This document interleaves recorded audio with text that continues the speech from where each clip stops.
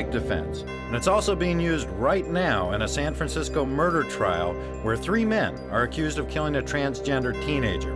Legal experts say it rarely works in getting the defendant found innocent, but it is very successful in getting reduced punishments. I always try to protect them, as any good mom, I think, would do. We always want to protect our children from harm. I only wish I could have been there that night so that I could have protected him. Because I loved him with all of my heart. Lita joined into this mix on a regular basis and began having sexual relations with various of the men, including Michael, until one evening it was discovered that Lita was a biological male, not a female, and everyone went crazy, if you will. This is something that should not have happened. This is something that should never happen again. Some or all of the defendants began to beat her, to slap her, and to punch her.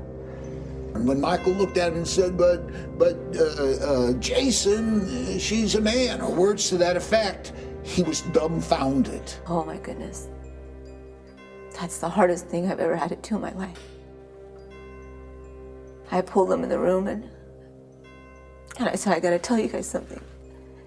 And what's wrong, Mom? I said, at that point I would say Eddie, I didn't say Gwen. So I said, they killed Eddie. He's dead. And they started crying hysterically. Brandon ran out of the room.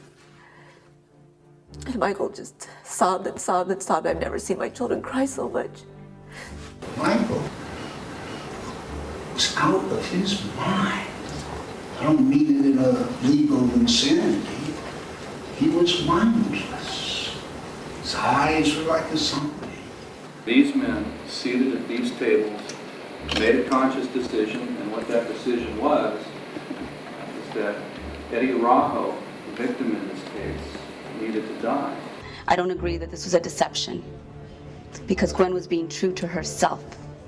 Gwen was Gwen. I will now declare a mistrial and discharge the jury for further service in this case.